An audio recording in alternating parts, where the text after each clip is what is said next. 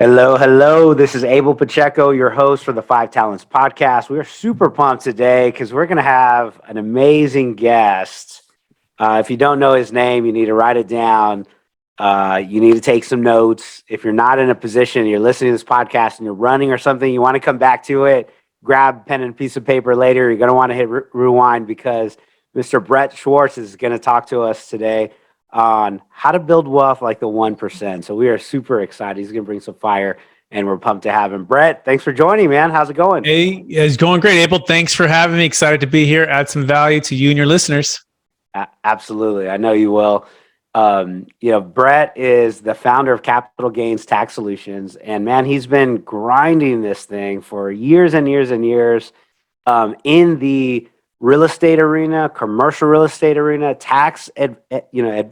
the tax strategies that he has, and then in this deferred sales trust area, which is an expertise in a niche. There are very few deferred sales trust experts in the country, probably a handful, and I'll let Brett, describe his background a little bit more. But man, this is going to be an awesome show. And Brett, let me turn it over to you at least for a really more formal introduction for somebody who's never heard your name. What should they know about you, man? Tell us your background, brother. Thanks, Abel. Yeah, so I grew up in the real estate, construction, development, rental, cash flow business with my mom and dad in the Bay Area, California, Silicon Valley, East Bay. I'm a San Francisco 49er fan. Back in those days, Joe Montana, Jerry Rice were the heroes of the family, if you will. So I fell in love with real estate and being an entrepreneur at a young age. And my brother and I went on to be the first college graduates of our family. It was very important for my mom and dad to have us not just learn how to work hard in real estate, but also to get some degrees. So we got some degrees. I had a chance to play college basketball on scholarship and had a chance to study and practice during an internship at Marcus and Millichap when I first was still in college. And that led into full-time real estate commercial multifamily brokerage with Marcus and Millichap for a number of years, and wasn't always amazing, Abel. In fact, I started out in 06 at Marcus and Millichap, and things quickly fell apart in 2008. And I went from making a little bit of money, just getting some momentum, to like things crashing. I don't know if you've ever been someplace where you feel you're not sure how you're going to put food on the table, where that's where I was. And all of the fear and frustrations and, anxiety just started to rush in. And this is like, oh my gosh, how am I going to do it? But this time now I'm married and there's a baby on the way. And all of a sudden, my wife and I were figuring out kind of what we're going to do. And that's when we moved in, my brother, in a small condo, got a side hustle at a place called Cheesecake Factory. And I started to, like you said, really grind and learn by day at Marcus and Millichap how to help people get out of, disaster with losing half or everything that they had built up for many, many years. As well as by night, I'd serve cheesecake to keep the house lights on, if you will, right? And so this began the journey. Now I was going through this challenge. I learned about the Deferred Sales Trust, and that's where it became a game changer slowly over time as I studied and practiced how to use it to help my clients avoid all the pain and help me to grow my business and help more people. And fast forward, now I just coach and train high net worth individuals how to do this every single day. I also coach their business professionals on how to do this. And then we serve as the trustee to execute the strategy. My wife and I have 5 children. She was able to stay home full time with our children this whole time. And I was able to, again, retire from the Cheesecake Factory, which is pretty cool. And that's kind of life right now. All right, man. That's great. It's good to hear, brother. It's good to hear. There's a background for you in your area of the United States versus ours. I'm in Texas, San Antonio, Texas. Different real estate, different market. Man, it's been awesome. Just kind of seeing the progression of everything that you've been doing, and man, obviously come from a lot of real estate family, and then professionally, personally, kind of grinding it. And your situation that you gave, very much like a lot of others that we interviewed, talked to, our guests, our other individuals that are listening and learning. Man, somebody's had a rough spot or two, and trying to figure out how to take a situation and make it better, right? So on our build wealth like the 1%, I mean, that's kind of what we want to learn, man. Is like, what are people doing today that we may not be aware of? What do we need to learn, and how do we take action, right? So maybe I can start the conversation there, right? It's, you serve a lot of different clients and a lot of different avenues or a lot of different spots in their investment journey, right? So who are your clients today, and what are they made up, and what are they doing? And maybe just kind of start as a broad general question: who really comes to you for help? Yeah, we're each day we're trying to become or help our clients become the greatest success story. Or let me back up. We're trying to help people have the most success in their capital gains tax and their exit planning, right? To really get into the top 1% of wealth and tax flow planning. And so that starts with understanding what the problem is, right? Like defining your A, where are you at right now? And B, where are you trying to go? Right. A is perhaps you're feeling frustrated with the 1031 exchange. Perhaps you have a huge, large estate tax. Perhaps you want to be entrepreneurial and you want to separate from a partnership and do something else. Perhaps you want to sell that big primary home. Perhaps you were in cryptocurrency a year ago before it all crashed and you wanted to exit 50 million of Bitcoin and defer it and put into to cash flowing pieces of real estate. There's all these different freedoms that people are looking for. And so we want to define what freedom they're trying to go after, right? And then what is that going to mean for them when they get there? What's the B? What's the destination? And then we're going to ask a simple question. It's right now. It's on a scale of 1 to 10, how serious you are. 10 being very serious about, achieving your goals, right? On a scale of 1 to 10, how serious are you about finding a team to help you accomplish that? And that starts with number one, having a capital and tax flow mindset. We call these the 3 C's and T's, the 3 C's and T's. C stands for capital, T stands for tax, and it's shifting from just having a cash flow mindset, Abel, to a tax flow mindset, and looking at this on a bigger scale, because guess what? The marketplace has shifted. Meaning we've been taught cash flow, cash flow, cash flow. It's all about cash flow. But guess what? There's $31 trillion of debt, and that debt is now very, very high. And people don't know what to do except for to raise the tax. So my son is in here. He's hanging out a little bit. He wants to play basketball. A little bit, buddy. A little bit. I love it. How old is your son, Brett? He just turned 4. So he's 4 years old. We'll do that for later. For those that can't see, right? we're videotaping. His son's in the room, and I'm like, love hanging out. For those that know me, we've got a 3 and a 5-year-old, and they will jump into a podcast interview from time to time. So that's awesome. It's good that you have the freedom, the ability, and the ability just to hang out with them, on a day, man. That's awesome, bro. That's part of the freedoms, right? Some people want to spend more time with their grandkids. Some people want to spend more time with their own kids, right? And they're in these businesses. They're taking up their time, their energy, and all of their, their best energy. And they're saying, how do I exit without getting hammered by this 25 to 50% in capital gains tax? And how do I create a passive or active wealth stream through this trust? And so that starts with having a capital and tax flow mindset, realizing that taxes are your most expensive thing that you're going to have in your lifetime. And the government is raising taxes, and they're spending outrageous amounts of money. And so you've got to switch from not just cash flow, it's got to be tax flow. It's got to be more tax flow than ever. And perhaps you should be spending twice as much time on your tax flow planning than you are just on your cash flow and developing, especially when you want to become the top 1%, because at a certain point you are not only creating the wealth, but you're preserving the wealth. And so when you switch that mindset, that's number one. Any thoughts or questions on that, Abel? Yes. I often tell people that the highest expense that they're ever going to have is not their house or their car or any food budget. It's taxes, because we're getting hit so hard from the IRS side of it. If you are a W-2 employee, a self-employed individual, you've got a business, you're sole proprietor, and you are getting hit with taxes and taxes, that's the most expensive thing in our area. We talk about multifamily, commercial real estate investing. We're trying to squeeze or accelerate depreciation via cost segregation studies, because what I tell investors is, look, if they're have the ability to remove that expense via some losses or paper losses that real estate provides, especially accelerated, they're going to beat the biggest expense they'll ever have in their life, which are taxes. And so, it's kind of just hearing you say it, right? You're the expert in this arena.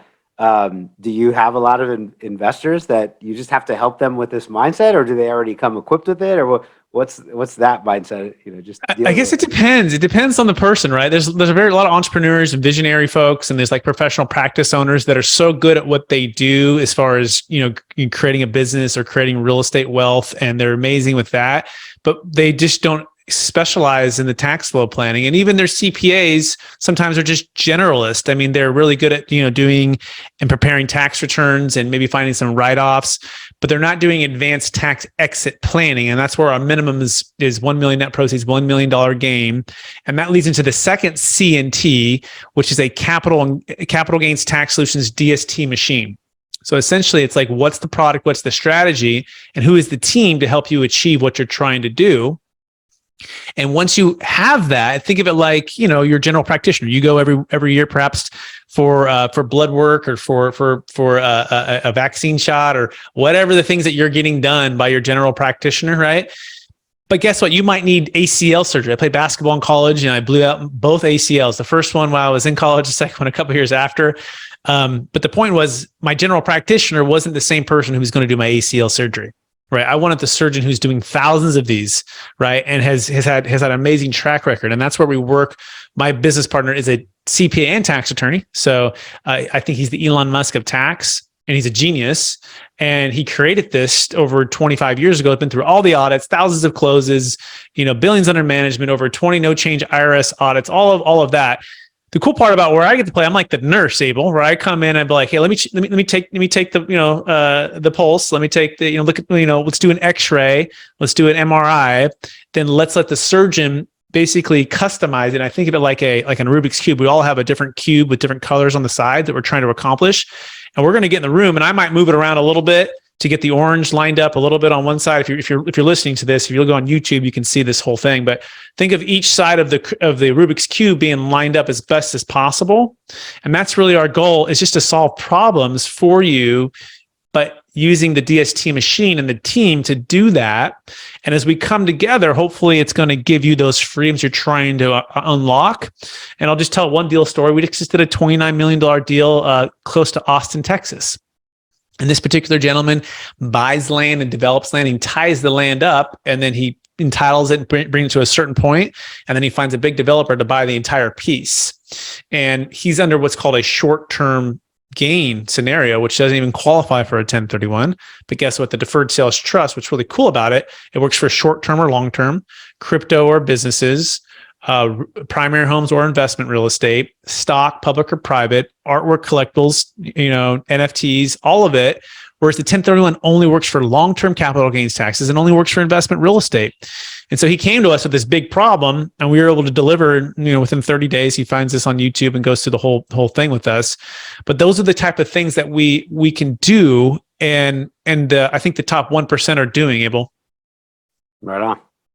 Right on. Yeah, thanks a lot. So let's break into this, right? This is a lot of rules and regulations in the 1031 where people say, I can't get into a X type of deal. A lot of times we're doing multifamily syndications. We end up talking to investors, and actually first hurdle is like, well, yes, mentally prepare. You can get a 1031 money into a syndication. There's a tenant in common. There's a little bit of hoops. You've got to work around it. But yes, you can. It's just normally people say no, or a lot of some operators say no, because unless you're investing $500K or $1 million, it's really a lot of extra hoops that the team and the investor has to work through. So that's one thing. But I know that's possible. The second part is this deferred sales trust is another way to get in it. And for my mindset is the easiest way. It's you're becoming the bank. I have an exit. I put the money in it. It becomes into a deferred sales trust. And now that vehicle or that entity, which I want you to explain, right? But the vehicle or entity allows you to divvy it out over time and take the taxes at the right time under your circumstances. No longer this hard, rigid rule of 1031. Exactly right. The 1031 exchange, you need about 45 days to identify, 180 days to close, and it has to be investment real estate. And there are ways, if you properly structure what's called a tenant in common, to go into some deals with in a passive way. But it feels like the whole stars have to align. So most syndication groups that we work with, before they find us, a lot of them just say no, or unless it's a really big one and then it happens to work out. It's just very rare. Well, that's like Blockbuster. I mean, do you remember showing up on a Friday night? You have to return it within 3 days. You have to rewind it. You have to drive in the snow. It's negative degrees right now in most of the country, or a big part of the country. And you're looking at just a real challenge, right? Well, that's Blockbuster 1031. We'll enter the Deferred Sales Trust, which is like Netflix. Very flexible. You can diversify. You can dollar cost average. You can put smaller amounts in. And the entity itself, in kind of real estate funds or even these real estate syndications, these Reg D deals, they can accept LLC money, they can accept individual investor money, Roth IRA money. It's really simple, right? Well, the Deferred Sales Trust, it can accept trust money. So it's just a seamless way. It doesn't affect the sponsor. It's simple, right? And that's the beauty of this, where not only that too, but a lot of people don't want to have all of their capital in one single deal, and they don't want to over concentrate. The Deferred Sales Trust by nature is a nice way to diversify and dollar cost average. So let's say you close a $3 million deal and you're like, hey, Mr. Sponsor, I like you. You sound like a good guy, but I don't want a 1031 and $3 million all into your one deal. But how about I do it into a Deferred Sales Trust and 500,000 of that goes into that deal. The other 2.5, I'm going to put maybe a little bit into the stock market, put a little bit into my own real estate deal, put a little bit into the bank to just sit for a rainy day for a little while. In other words, diversify and be cautious and calm with the money. And that's the beauty of the Deferred Sales Trust. Yeah. Yeah. I love it. Yeah. The first time I heard it, it made a lot of sense. So, even the fact that very few people know about it, maybe you can give us a little bit of the background or history. Is it a relatively new thing? There's not a lot of people that are actually qualified to do a DST. It's not like an intermediary, just that I'm looking at. Maybe give us a little bit of that knowledge or mindset of what it is, how it came to be, et cetera. Mm-hmm. Yeah, so thousands of closes, billions under management, to over 25-year track record, perfect legal and IRS audit track record, over 20 no-change IRS audits, national law firms, private letter reviews, literally batting 1,000, right? I mean, if you got to the plate, every time it hits a home run. But there's one law firm that created it and it's proprietary and it's protected. And there's just a few, like you said in the beginning, experts that actually know what they're doing, because it's not just the strategy, it's the professionals to execute this business trust. This is like a C Corp, if you will. It's a business trust. It's not like setting up just like a living trust and I can just transfer it over and just have an attorney write something up, right? And that's part of why there's a cost and expense. And once you understand it, you're like, oh, that makes sense, because this is like starting a new entity. Yeah. And it's a new business. Yeah. And there's ongoing maintenance and management and procedures and processes, right? And so that is part of why it's less known, because people don't have the expertise. They don't have the 10,000 hours with the creator of the structure. And the creator just doesn't necessarily want everyone to have it. Why? Because people will abuse it. People will take advantage of it, and these are how things that got shut down in the past. And so we're very conservative in our approach with how we apply and how we use the structure properly. But there's also lifetime audit defense provided in case state or federal. But one of the stories I help people disable, and I call it the number one way to kind of overcome the false belief of it's too good to be true. I would already known about this. And by the way, I felt the same way. I was at Marcus and Millichap. We thought we were the Navy SEALs of investment real estate and 1031 exchanges and all the stuff that we have some of the best research and people. Now, my manager brought in, who's now one of my business partners, to speak on this.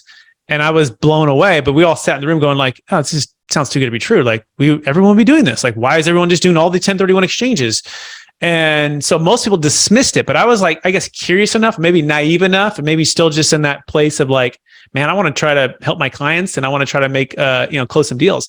So I just kept learning, and I kept, joining calls and sending referrals and being on webinars and really spending 10,000 hours with a tax attorney to learn this. But more than that, I started to see all of the skeptics, the CPAs, the tax attorneys, some of the best in the country, national law firms, come to the table with all of their skepticism and all the reasons why they believed it was too good to be true, only to sign the NDAs, spend the time with who I believe is the Elon Musk of tax.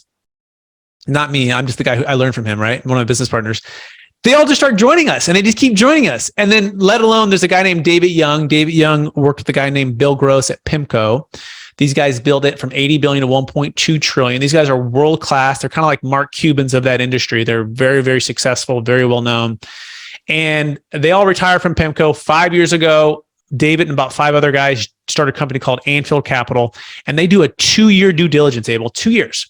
So you can imagine if you're world-class, 2 years on a structure and a strategy, they're very cautious and concerned.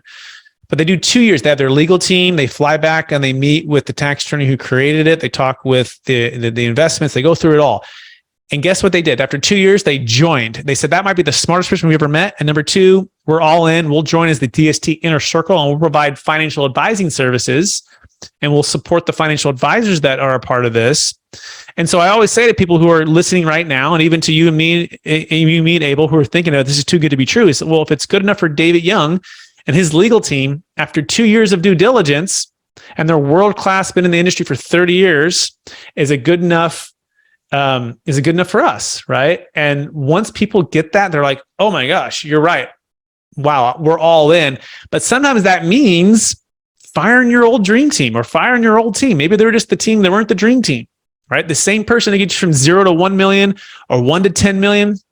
Sorry, maybe the general practitioner who's not the advanced top 1% of dream team professionals to help you go where you want to go. And so if they were, they would already have solved your problem. You wouldn't be even listening to this podcast or searching for solutions. And so that being said, we want to bring in everybody. We want to train everybody as much as we can, sign the NDAs, join us. We have strategic alliances across the country, but it does take, following the processes and procedures, if that makes sense.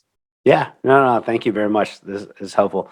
And then the ideal client for you all, it's probably not somebody that just has this $10,000 or $20,000 issue or $100,000 issue. Maybe give us an idea of like who your ideal client is, who should be thinking about this, and start there. Yeah, you have a tax flow and capital flow mindset, right? So you really are looking to build your wealth in a way that's going to help you and your family for the long-term future, and be entrepreneurial, have these freedoms and flexibilities. You like working on teams, and you have a big tax hit you're about to get nailed on, right? And it's somewhere between $250,000 to about $500,000 of tax liability. So that means what? About $1 million gain and $1 million net proceeds, no matter what state you're in or what you own. Yeah, okay. $1 million gain. Hey, $1 million gain, $1 million net proceeds. $1 million. Now, if you have two at 500 each, you can combine those, no problem. But again, it could be crypto, it could be a business sale, it could be an LP interest, it could be a GP interest, it could be investment real estate, it could be primary home. All of these things work for the Deferred Sales Trust. You can get one trust and get multiple promissory notes. Number two would be, you don't need to spend it on much personal stuff. Like, you can't just put it into a primary home or just spend it on a boat. Like this, that's a taxable event, as long as it can be invested into something, right? Now, you'll pay tax as you receive payments back. These structured installment notes are basically about a 10-year term. Typically, it could be 5, could be 10, and they're paying you back typically 5 to 8% on a monthly or quarterly or annual basis, kind of thing. You can also delay that for a couple of years. And then you'll pay principal. When you pay principal, you'll pay the capital gains tax.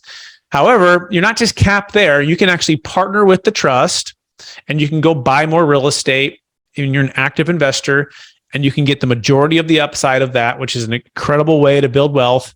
And we had a client who sold a $2.6 million business, deferred all of his tax, and he wanted to build 70 multifamily units in Tennessee.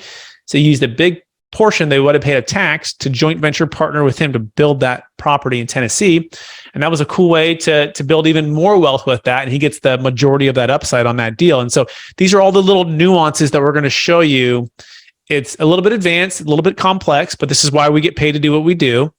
But as you're riding this bike, just like the first time maybe you wrote a 1031 exchange, it took a little while to get it. But then when you got it, you're like, oh, full speed ahead. I don't want to, get hammered with tax. Let's hire the professionals to help us get it done.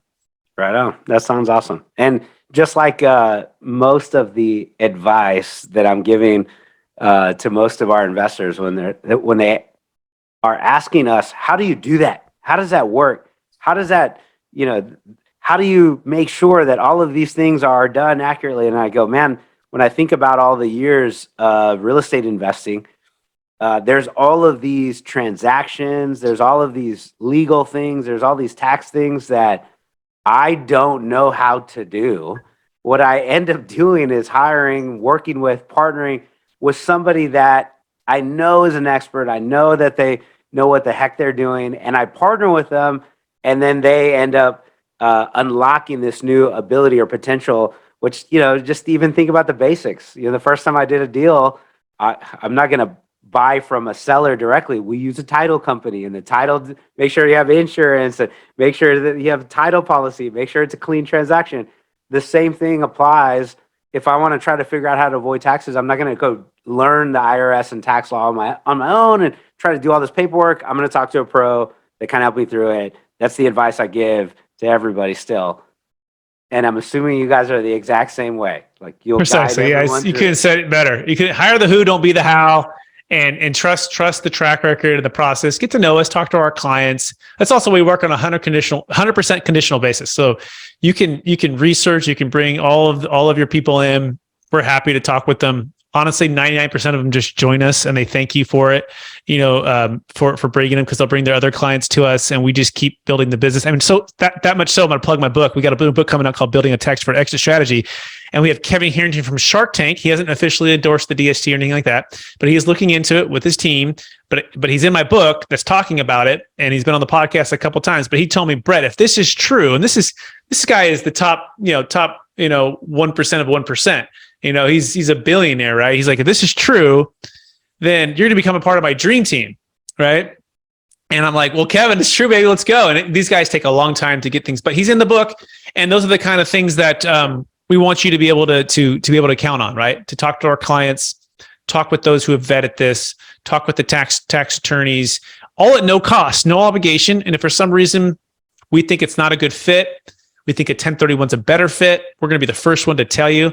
But honestly, with what's going on in the marketplace, we believe the Deferred Sales Trust was created for times like this. And if you can spend, I call it 5 hours, 1 hour with me, 1 hour with the tax team, 1 hour with our clients, 1 hour like actually prepping and for the sale, and like kind of let's call it another hour to close. Like 5 hours, you give me 5 hours of your time, we're going to transform your wealth and exit planning forever. And that's what we've been able to do. And yeah, I would love the opportunity to help whoever's listening to this. Yeah, sounds great, man. Thank you very much, for the insight. Let's transition a little bit because I was excited to talk with you about this DST. There's not a lot of people that I hear know about it. And every time I've recommended it, I'm like, they're like, I don't think there's a way. Like, no, there's ways. You need to look into it. Spend 5 hours, especially if you're going to have a $250,000 minimum tax hit. If you have $1 million capital gains, $1 million on this side that you're facing on that transaction, it's worth 5 hours to spend some time to help you avoid $250K for the tax man to get. So that's number one. I'm like, just look into something like this. But the part for a lot of investors that I work with, it's about the risk and reward, just general mindset. So we're going to, if I can, shift a little bit of the conversation from the strategy. Now, what it takes, some of your investors that you've talked to, like what kind of risk, what kind of reward were they willing to take? So think about mindset, your paradigms, investor shift that people have to make. I know especially now, recessionary time, inflation like crazy, people are worried about their job, worried about the market, and they're thinking like, I don't know if I should be investing right now because I need to hold on to my dollars. I need to make sure that I have something. And I'm like, man, unfortunately, the fact is, if you don't risk, you're never going to have this, be able to put an investment and actually get a return. So in your expertise, all the people that you talk with, how do they view risk? How do they view the reward? How are they viewing investing? How are they, maybe talk to the paradigms and insights that people share with you along their journeys? Yeah. I mean, I think it's a mixture of expertise. It's a mixture of calculated risk. It's a mixture of finding the team to help you with those deals or those financial products or those real estate developments. And it's not a one size fits all, but I think it's practicing and studying investing, right? So it's the practice and the study of it. And it's the continual mindset of learning and growing and seeing what other people are doing and emulating and following those of where you want to be. So if someone owns 1,000 multifamily units and you want to own 1,000 multifamily units, well, guess what? You should probably spend some time with them. You might hire him as a coach.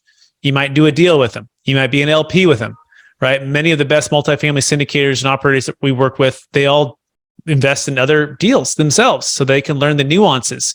It's a mindset of what are they doing that's successful, and how can I mirror, how can I emulate, how can I learn what they're doing and implement it into my business. And so I think that starts with being able to delegate your time, right? So we learned a lot of concepts, and I'm also a real estate broker.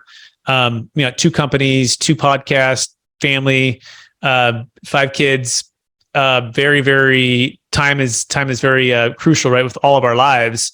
But we go to these conferences, we listen to these podcasts, and we get inspired. And if we're not delegating our time so that we're spending time designing and really delegating the decision making to somebody else on our team, it's going to be very difficult to break out of the habits of not being able to basically study and practice the thing that we want to do. And so what does that look like? Well, that means like virtual assistants, right? Virtual assistants.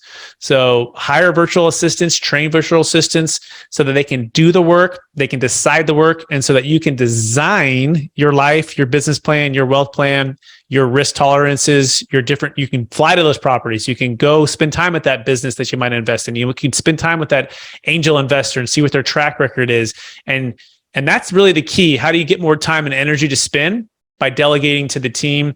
But the more you can design what you're looking for and spend more time and energy with the people that are doing the thing that you're wanting to do, I think the risk kind of, in a sense, goes down, right? Because now you have what's called certainty of execution, right? You have the ability to lower your emotions when it comes to what am I investing in. I think where we get in trouble as investors is if we don't have a team and we don't have clarity on who's investing and what we're investing in. So I always say, trust the sponsor, trust the deal. But if you don't have certainty in that, that's the time that we act out in fear. And when we act out in fear, we tend to get out at the wrong time, right? And so Warren Buffett says it well, be greedy when everyone is fearful, and be fearful when everyone is greedy. He is a master of his emotions and calculating risk, right? Also seeing an opportunity, also assessing what makes sense in different time periods, right? So those are some of the things that you got to practice and study, and it becomes a part of who you are, not just looking at a spreadsheet or a deal, if that makes sense, Abel. Yeah, that's fantastic. Yeah, let me kind of reiterate a couple points that I heard, right? Just to make sure we got it right. When you spend time studying the practice, when you spend time looking at others, emulating others that have had success in what you want to do, then you're going to be able to do the same things that they've done, accomplish the same, as long as I'm studying and putting my time and effort and energy in doing so. So I've got that accomplished, right? I've got that mindset. I've got that, emulation of other successful people. So that's number one. And then I heard another one, which is, once I have that, now you have to be able to delegate your time efficiently. So if you want to spend more time studying and more time emulating somebody else that's successful, I've got to figure out how to take care of the normal, everyday, average things that still need to be done. And I've got to figure out how to delegate not only the work, but also the decision making. That decision making, do I go right or left? It could be a very basic thing, but somebody's got to make a decision. Somebody's got to act. And if I can figure out how to do that, now I've got more time to study, to practice, to emulate, do those design work, right?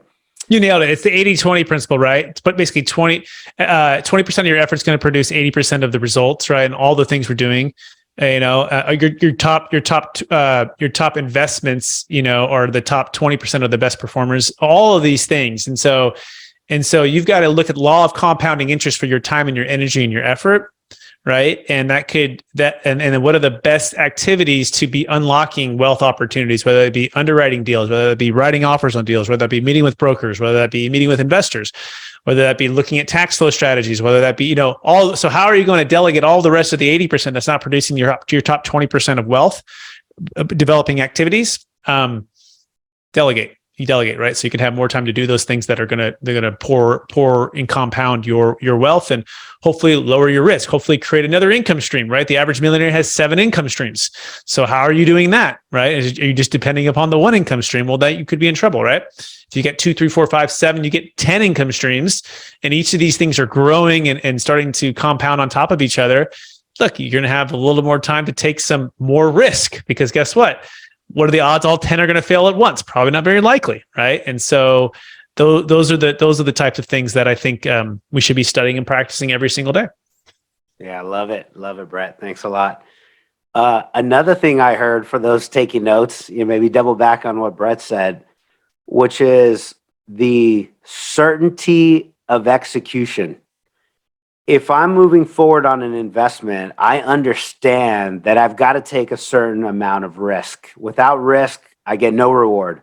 But if I'm trying to make a decision and I'm scared, I'm fearful, I'm unsure, I'm a little hesitant, that's likely because there's not enough certainty of execution. I don't know if it's going to work. I'm not quite sure. I've never worked with this team, or I've never done this deal, and this is something new. You've got all this fear about it because you haven't spent enough time educating yourself on either the deal, the strategy, or with the team that you're going to invest with. And the more time that I do that, the better opportunity for certainty of execution, meaning they're going to pull off the plan. I know it. I can make a decision quickly. I can move forward. I am taking a certain amount of risk, but I'm accepting it because I'm going to have this kind of reward at the end. And that's you nailed it. And it's also the conviction of the business plan, the conviction of the asset class, the conviction of the numbers, the conviction of the sponsor, the conviction of whatever it is that you're doing, right?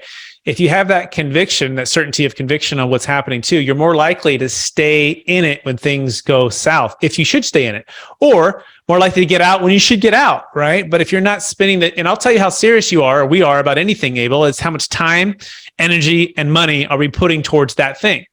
So on a scale of 1 to 10, how serious are you about lowering your overall risk? On a scale of 1 to 10, how serious are you about growing your passive wealth or your active wealth streams? On a scale of 1 to 10, how serious are you about getting a taxable exit plan, right? And how much, and I want to tell you how much time, energy, money you put towards that. It's going to tell me how serious you are. And the more planning you're doing is going to tell me how serious you are, right? So these are the things that if we're studying and practicing, putting time, energy, money towards these things, and being around people who are already doing what we want to do or are where we are, it's naturally going to help us to achieve what we want to achieve if we're willing to take action. And yes, actually, move in that direction. So we did a deal. It's a $10 million deal, actually client in Texas, and he was doing a $250,000 deal. I said, it's too small, but I said, for you, it's a good thing because you're learning from us for the first time. So if you're going to do 10 million with us, you might as well test drive us with the 250. He's like, yeah, you're right. So he was in Texas, which has no state cap gains tax. And he's like, so it's already kind of low, but he still had a big gain. So I said, let's do the deal for your investment into your education. It's going to still be probably a break even, maybe a little bit lower, like not amazing for you. But he said, that's exactly right, Brett, because now I can be certain to put all 10 million in there. When those deals close, I'm not even going to hesitate because I basically been able to test drive it with 250,000.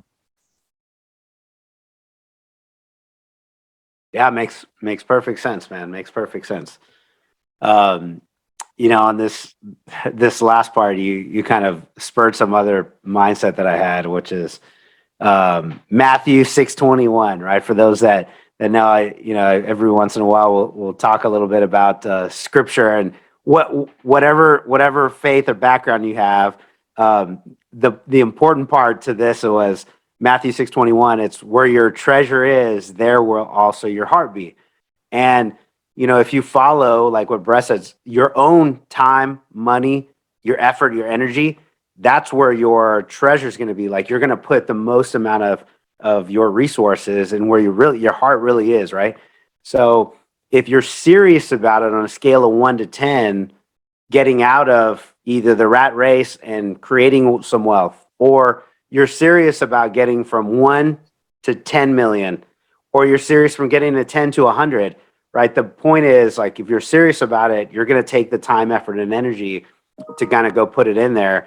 And, I would implore you, whatever it is, whatever you're seeking, more favor from the Lord for this, for my mindset, time with your family, time with your investments to give you more freedom, right? And whatever it is, man, put your time, put your effort, put your energy in where it matters most. If you spend too much time worrying and thinking about, having fear and to the point of inaction, it just wasted your time. You might as well have just not even thought about it in the first place. But yeah, this is good stuff. So thanks, Brett. Amen, brother. Amen, brother. I love it. I love it. Yep. Yeah, thank you. Well, Brett, before you go, man, where do people reach out to you? Like, who do you want to reach out to you? Where should they go? How do I reach out to you, bro? Yeah, I mean, everyone reach out to me, right? And we have no cost obligation, no obligation. You can apply for a consultation on our website, capitalgainstaxsolution.com. Again, just have the $1 million net proceeds, $1 million gain. You can also get all my content and amazing guests like Abel on our podcast, Capital Gains Tax Solutions podcast on iTunes, Spotify, of course, YouTube channel, Capital Gains Tax Solutions. And then you can check out the book coming out on Amazon in the next 30 days or so called Building a Tax-Deferred Exit Strategy. It's the one I was talking about with Kevin Hinton from Shark Tank in the book. But it all starts at Capital Gains Tax Solutions, and you can find me on LinkedIn, Instagram. We do have our free ebook that any listener listening right now, you can go get the free ebook. Just go to capitalgainstaxsolutions.com, and it's going to break down the 9 steps to exiting your real estate business or cryptocurrency in really in a capital gains tax referral way and not feel trapped by capital gains tax. So go there, get the free ebook. Check me out on YouTube, subscribe to the channel, give me some love there with some likes and some shares. We appreciate all that stuff. Yeah, good stuff, Brett. Yeah, go reach out to him, ping him, let him know that you heard the conversation here on the Five Talents podcast. I'd be blessed to hear that. And then, Brett, before you go, man, is there any other, last bit of wisdom, any little bit of nuggets, something you were hoping I asked and just didn't get to, share anything, man, the last few minutes? So the 1031 rescue plan, right? So you should never be doing a 1031 exchange. If you are a broker listening to this or an investor yourself, without contacting us to connect you with what we believe is the top 1031 company in the country, because they work alongside of us to what? To provide a rescue plan in case your 1031 fails. Okay. A rescue plan in case your 1031 fails. I can't tell you how many people use qualified intermediaries that either won't allow the deferred sales trust or don't know the deferred sales trust. And they're stuck in what's called 1031 jail. And they lose out on millions of dollars of tax. If they had just contacted me, worked with our QI company, got a plan together about the same cost, it literally gives them the most amount of leverage to negotiate from the seller who knows you're in a 1031 and also a backup plan in case it fails. Like, this is just so simple stuff. If you just contact us, say, Brett, who's the qualified intermediary? I want to sign up for the rescue plan. I want to be a part of that just in case.